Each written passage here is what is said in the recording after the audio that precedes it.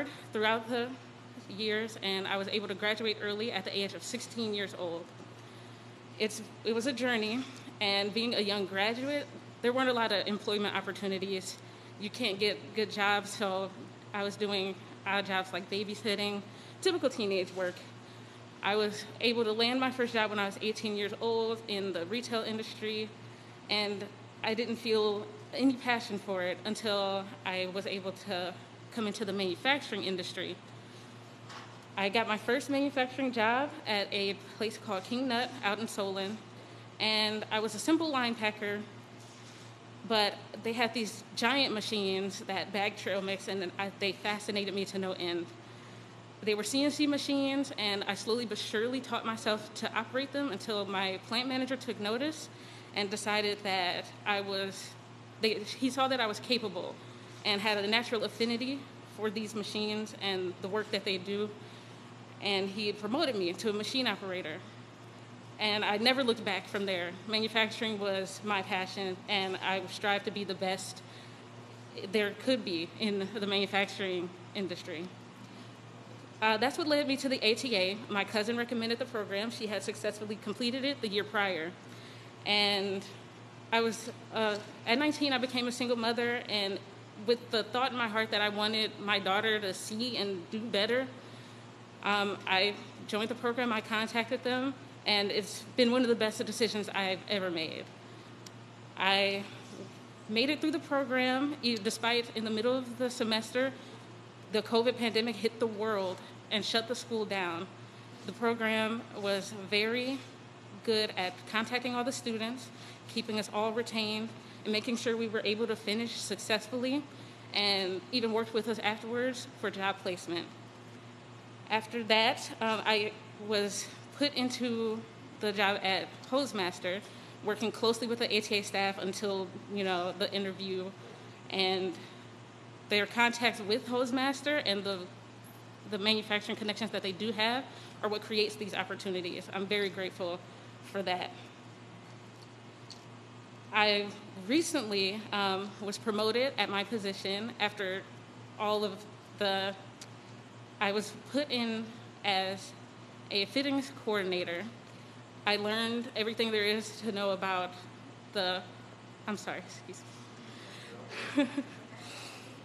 I learned a lot at my new job at Hosemaster. I did a lot of lateral moves, branching out on my machining experience into administrative roles, where I was recently promoted into our quality team. It's been a wonderful journey, and I have Tri-C and the ATA program to thank for that. So, in closing, I would like to thank President Biden for his time and attention to an industry that's so important to me. Manufacturing means so much to me, and for it to get this care and attention from him is invaluable. And the opportunity that led me here today, I'm ever grateful for. So in closing, I'd like to introduce and welcome the 46th President of the United States, Joe Biden.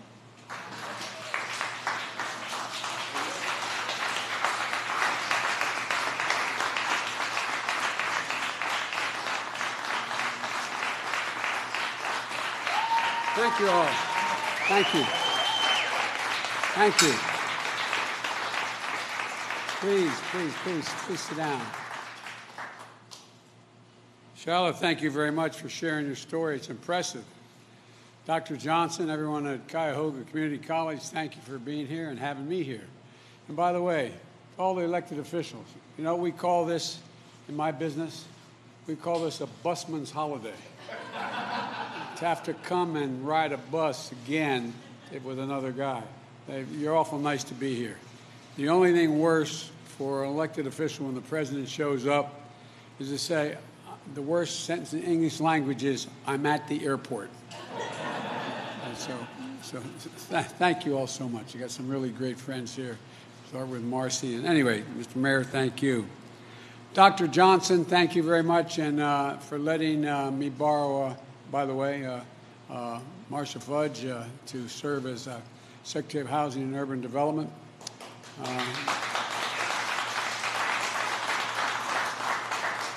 You know, certain places, just by chance and circumstance, can become markers in the course of your life or of the course of the nation. And for me, Tri-C is one of those places.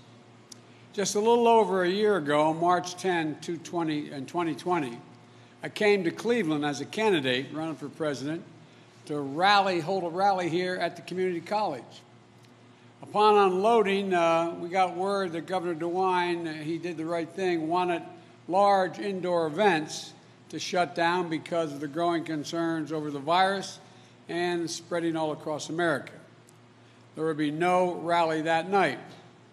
And life in America had changed, and a long, dark year was about to descend upon all of us.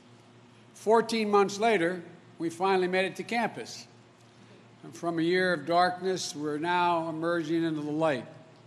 And I said from the very beginning, there's no chance for this economy to come back unless we beat the pandemic. I remember Congressman Ryan and I talking about that a lot in the campaign trail. You had to beat the pandemic to bring the economy back. And so that's what we set out to do, to help a lot of the people that are right here.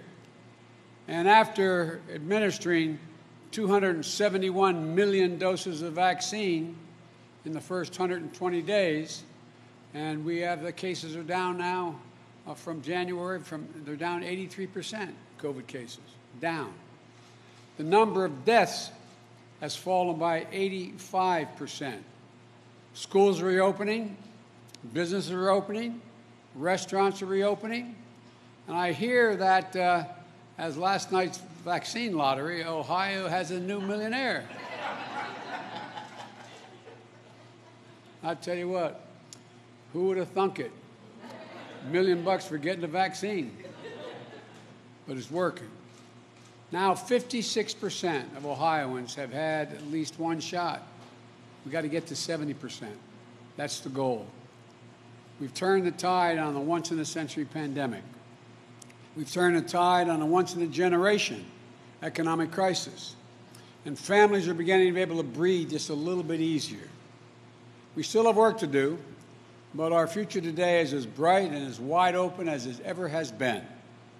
And now we're faced with a question. What kind of economy are we going to build for tomorrow? What are we going to do? I believe this is our moment to rebuild an economy from the bottom up and the middle out. Not a trickle-down economy from the very wealthy. That has never benefited people who are at this college or any other place where they're trying to make a living. To build an economy that rewards work, not just wealth. An economy that works for the backbone of this country. The people who get up every single day, work hard, raise their families, pay their taxes, serve their country, volunteer in their communities, just looking for a little bit of breathing room. My dad used to say, just a little bit of breathing room, honey. And Tim has heard me say this 1,000 times. My dad used to say, Joey, a job's about a lot more than a paycheck. It's about your dignity. It's about respect. It's about your place in the community. It's about being able to look your kid in the eye and say, honey, it's going to be okay.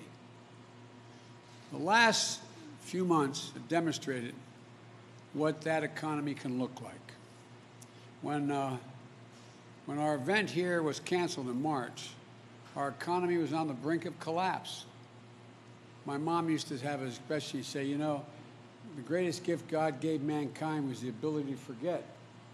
Because if it didn't do that, every woman would only have one child. But all kidding aside, the good news is we forget the bad times. That's the good thing about we Americans. We're always optimistic. But 10 months ago, we were in trouble. When I was sworn in, there were 10 million fewer jobs in America, and a lot here in Ohio. But in my first 3 months in office, the economy has added back 500,000 jobs per month. In fact, we've created, with the help again of the members of Congress that are here today, 1.5 million jobs, more jobs than have ever been created in the first 3 months of any presidency in the history of the United States. Before I took office, the average initial claims for unemployment insurance were over 830,000. This morning we learned that number has fallen below 460,000. cutting in half and we're at the lowest level we've seen since March 2020, when the pandemic first struck. Before I took office, almost 24 million Americans were going hungry. Marcy's heard me say this before. Did you ever think you'd see people lined up for miles and miles and miles going into a stadium to get someone to put a box of food in their trunk? People who never, ever, ever, ever, ever, ever, ever thought they need that kind of help. Well, that number of hungry Americans, food-starved Americans, has dropped by 30%. Still too many, but there's clear progress. Before I took office, independent experts were projecting that our economy would grow at 3 to 4% in the year 2021. But they're now projecting that growth will be 6% or higher in 2021. The fastest growth in this country in 40 years. To sum it up, COVID cases are down, COVID deaths are down, unemployment filings are down, hunger is down, vaccinations are up, jobs are up, growth is up, people gaining health coverage is up, small business confidence is up. Put it simply, America's coming back. America's on the move.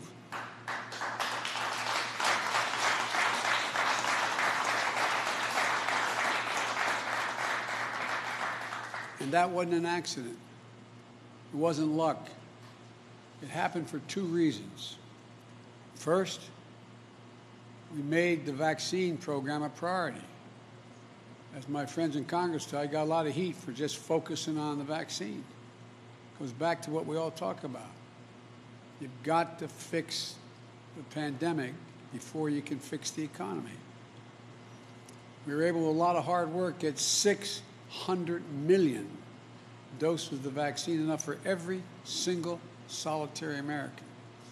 We didn't have enough vaccinators, so we went to FEMA, the United States military, went to the AMA and got retired docs and nurses to come out of retirement.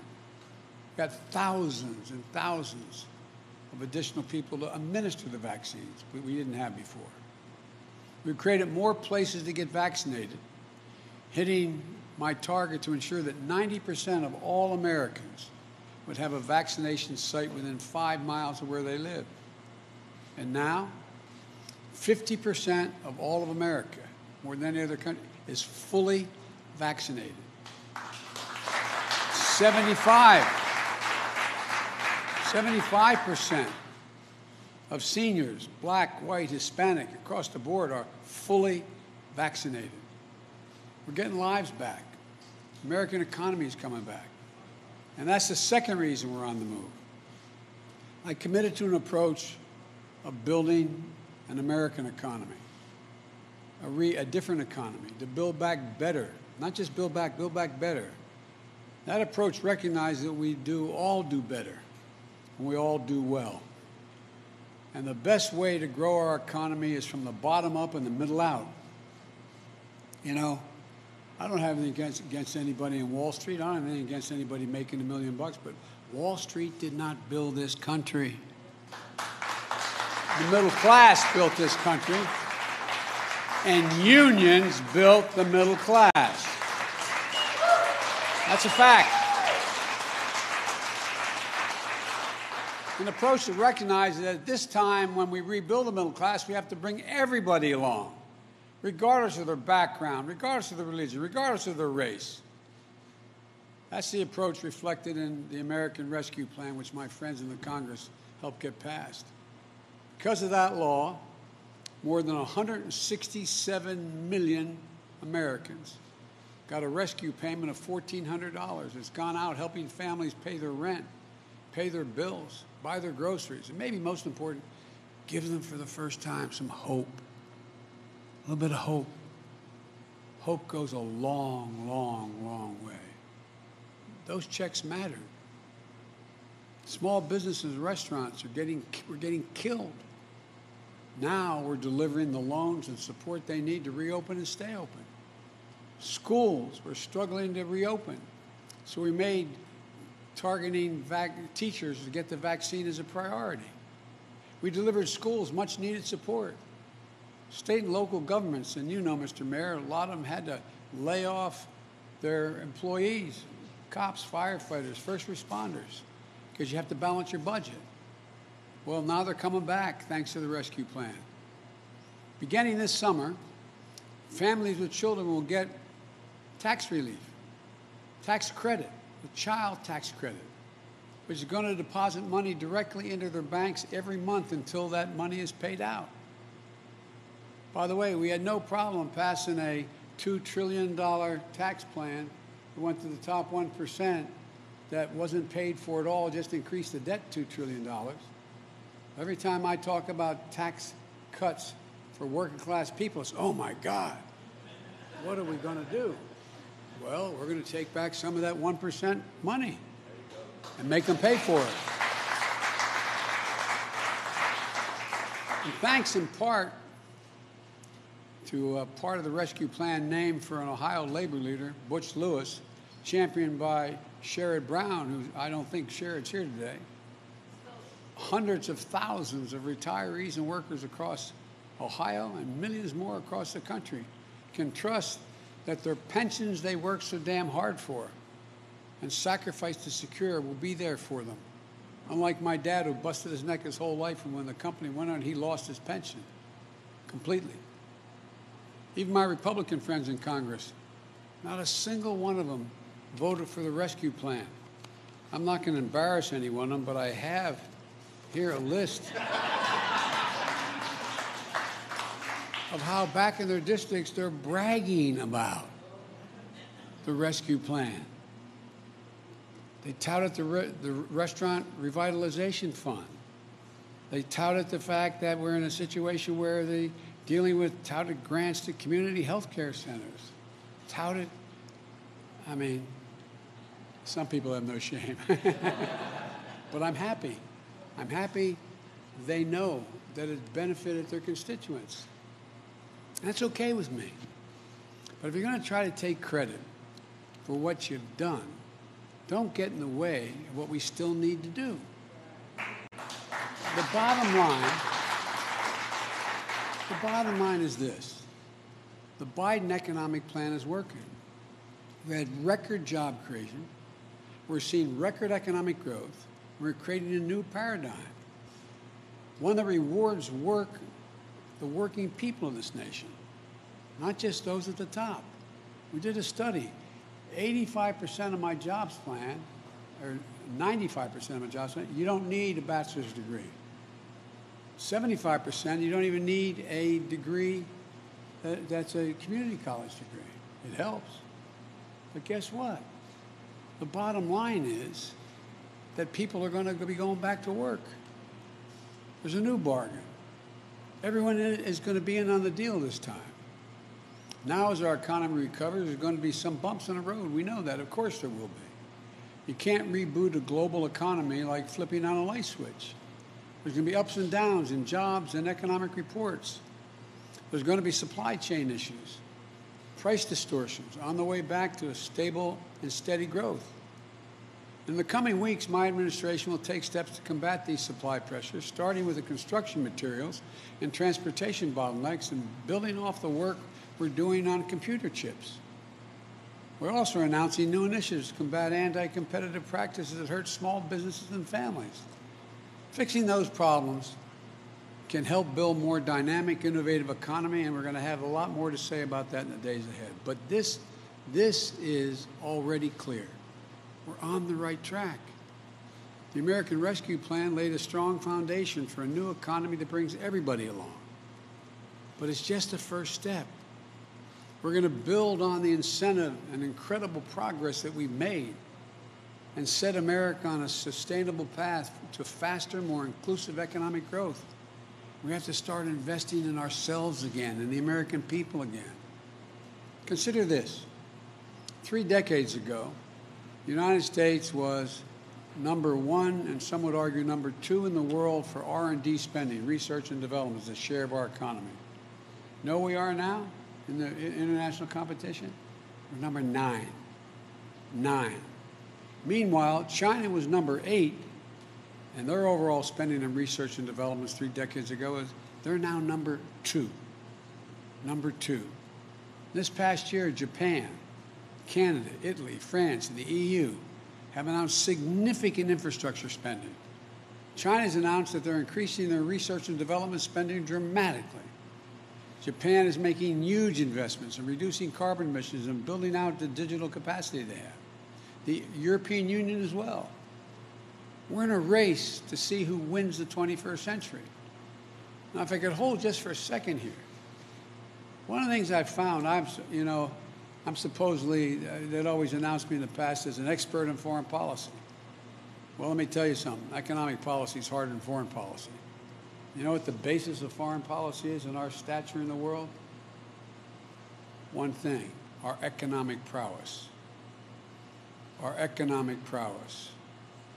We must be number 1 in the world to lead the world in the 21st century.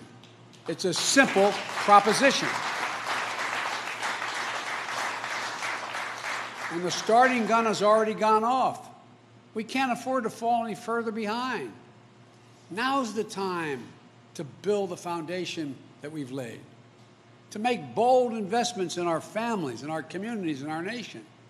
We know from history that these kinds of investments raise both the floor and the ceiling of the economy for everybody.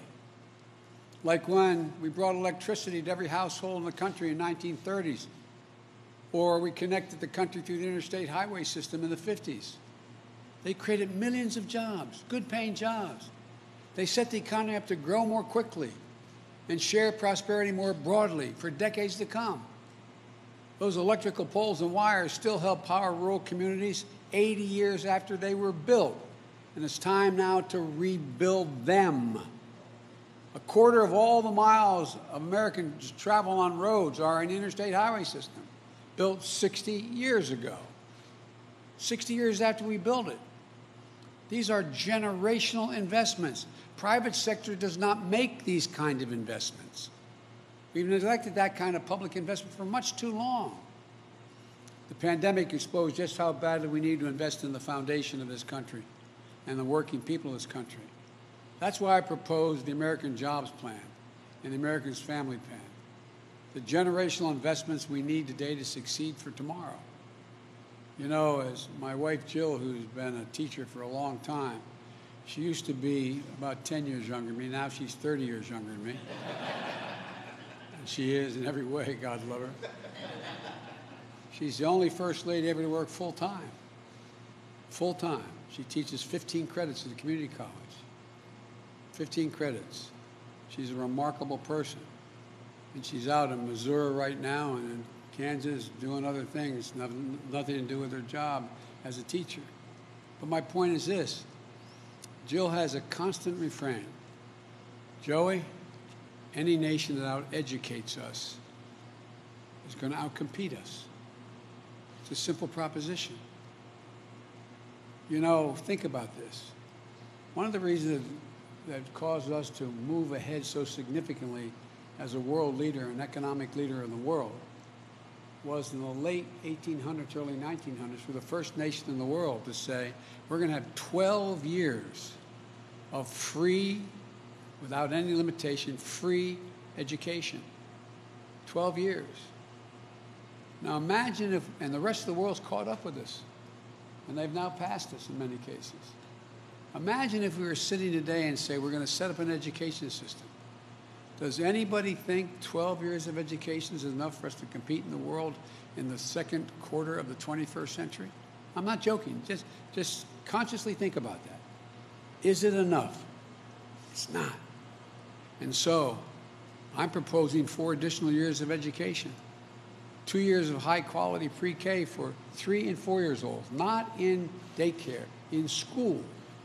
The studies show that if you do that, those children have an opportunity of 56% better chance of going through all 12 years of school and beyond without getting any trouble, no matter what the background or the family they come from, no matter what. On the front end, those 2 years are important. And then 2 years of free community college. Free community college.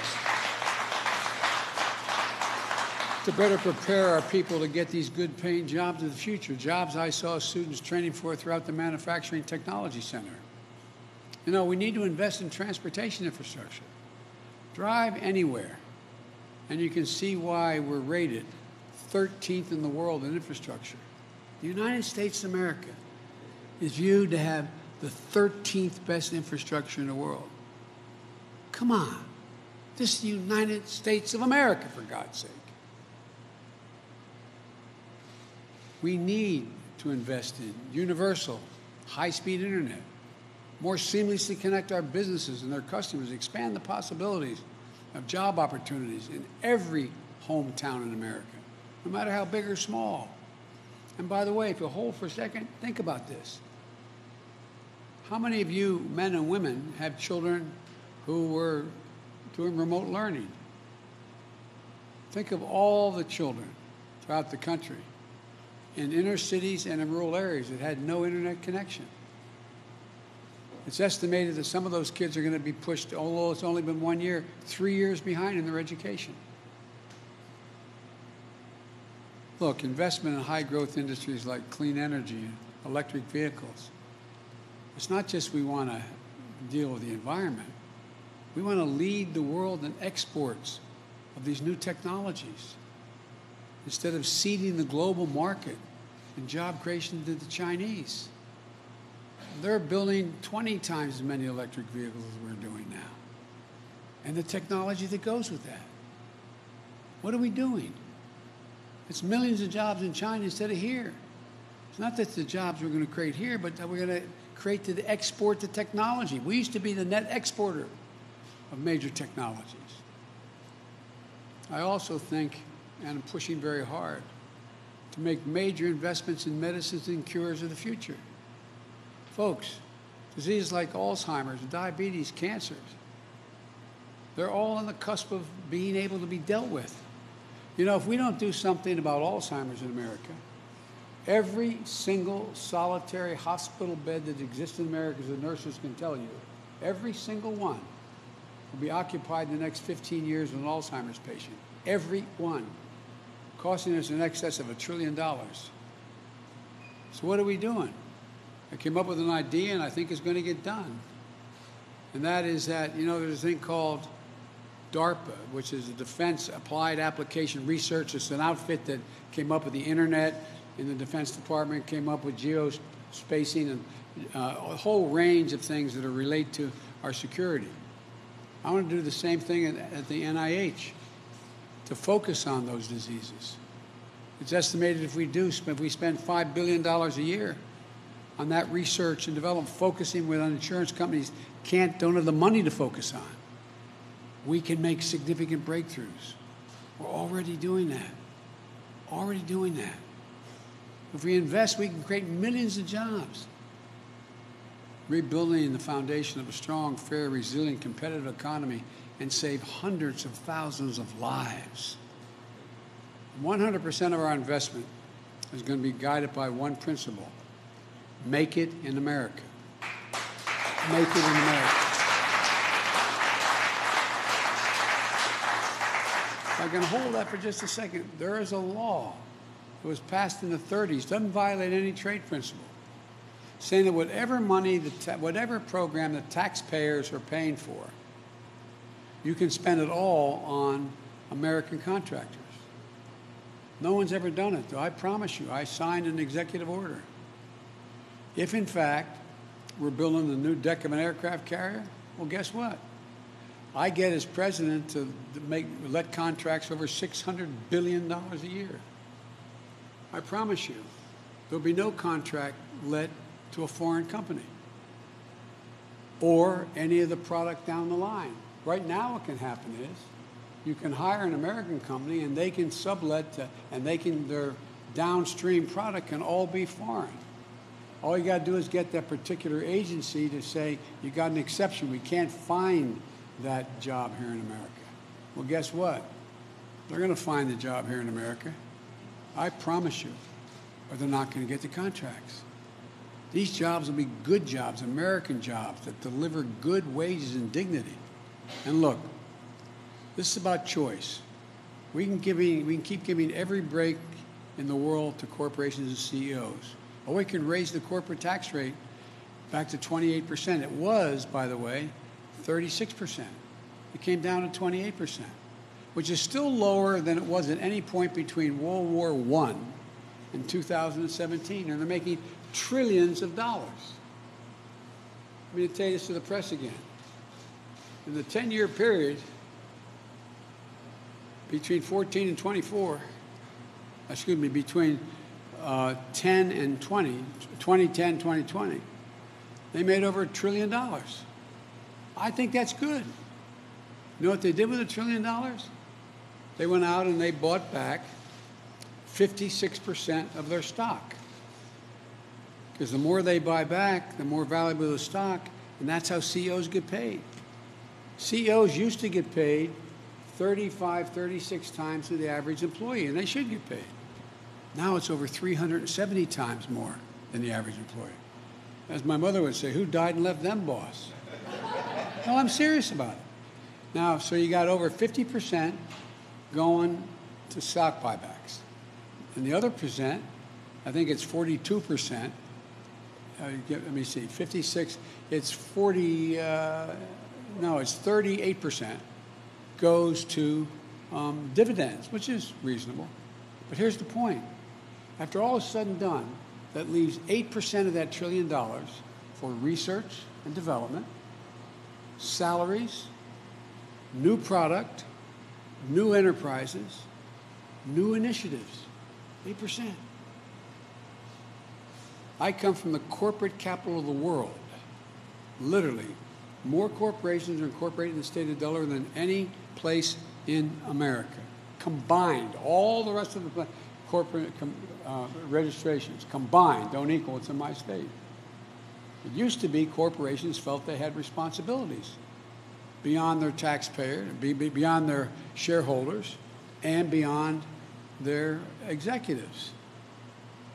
But what is it now? Average CEO becomes a CEO for 6 to 7 years. And by the way, capitalism has incentives. One of the worst votes ever made was during the Clinton administration. Say a corporation could not deduct from their taxes more than $1 million it paid for any CEO. So guess what they start doing? 80-some% of CEOs now get paid in stock options. Why do you think they buy back the stock? To raise the price of the stock. They're not bad guys. It's just the incentives. So if we just raise the corporate tax to 28%, which is still lower than where it was, I said, between World War I and 2017, that generates $90 billion additional dollars into the Treasury per year. That could put hundreds of thousands of people to work to modernize our roads, our bridges, our ports, our airports, and pay for it. Pay for it. Put people to work to make sure every American has access to high-speed internet so businesses can compete in the 21st century. Kids in every community can get ahead. Another choice. We can ask the top 1% of the taxpayers in America to pay the same tax rate they paid when George W. Bush was president. You know how much that would generate? That generates $13 billion per year, allowing every student in America to go to community college for free. When I was in the last administration that I was part of, Obama-Biden, the president asked me to find out what the major corporate entities thought was the most important thing they needed. We interviewed over 340, I think it's 348 CEOs. You know what they said? Every one of them. A better educated workforce. But they're not spending money to educate the workforce. So imagine what we do. Corporate America benefits with a better educated population. Do you want to give the wealthiest people in America another tax cut? By the way, I don't begrudge them the money they made. Just start paying your fair share, just a little bit. Consequence would help every high school graduate earn an education like students here at Tri-C. one that puts people on a path to good-paying jobs and industries of the future. Look, I know you know what's best for America. And by the way, better educated public helps everybody. Look, my plan is the right way to invest, spreading key investments over time so we limit the price pressure. This is the right time to invest when we have historically low interest rates. Investing now with a plan to pay for it, that is fiscally responsible thing to do. Of course, there are critics out there who want to stand still. By the way, some of those critics are the same people who said that money was no object when it came, as I said, to that $2 trillion tax cut that went to the wealthiest 1% of America, who hold 30% of all the wealth in the country. But when we need to fix a road or a water system, or help millions of people return to the workforce by helping them afford child care or elder care, or help afford the ability to attend Tri-C, they think that's a bridge too far. Investing in America, again, is going to create growth, more jobs, but there's something else we have to do to ensure that high-quality jobs exist. We must restore the connection between the success of our economy and the people who produce that success, hard-working Americans. The connection has been severed. You all remember, it used to be the case in this country, when you were part of generating success of a company, you got to share in the benefits. That's long since gone, not a joke. And by the way, I'm a capitalist. But here's the deal. From 1948, after the war, to 1977, I think it was 1977, 79, productivity in America grew by 100%. We made more things. Productivity grew. You know what the workers' pay grew? By 100%. Since 1979, all that changed. Productivity has grown 4 times faster than pay has grown. The basic bargain in this country has been broken. If you work hard and contribute to the success of enterprise, you get to share in success. That's not the case anymore. So you can carve out your place in the middle class. That's how it happens. That's how it works in healthy capitalist economies. But along the way, we started seeing the stock market and corporate profits and executive pay as the sole measure of our economic success. Let me tell you something. My sole measure of economic success is how working families are doing, whether they have jobs that deliver dignity. That means we have to focus on wages like we used to. When it comes to the economy we're building, rising wages aren't a bug, they're a feature. We want to get something economists call full employment.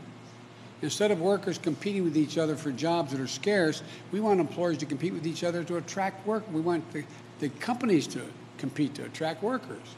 That kind of competition in the market doesn't just give workers more ability to earn a higher wage, it gives them the power to demand and be treated with dignity and respect in the workplace. And it helps ensure that in America, when you walk into work, you don't have to check your right to be treated with respect at the door. Full employment also means more options and opportunities for workers, including Black, Hispanic workers, Asian American workers, women, who've been left behind in previous economic recoveries when the labor market never tightened up enough. Look, this isn't just good for individual workers. It also makes our economy a whole lot stronger. When American workers have more money to spend, American businesses benefit. We all benefit. Higher wages and more options for workers are a good thing. A lot of companies have done extremely well in this crisis, and good for them. Good for them. The simple fact is, though, corporate profits are the highest they've been in decades, and workers' pay is at the lowest it's been in 70 years. We have more than ample room to raise workers' pays without raising customer prices. Soaring corporate profits and stagnant wages aren't the American dream, and they aren't the American deal. Look, I'm not looking to punish anyone or to say business shouldn't be able to make a significant profit. I understand the risks and challenges business owners face, and they should be rewarded for their success and the risks they take. I just think after decades of workers getting a raw deal, it's time they be given a fair shake.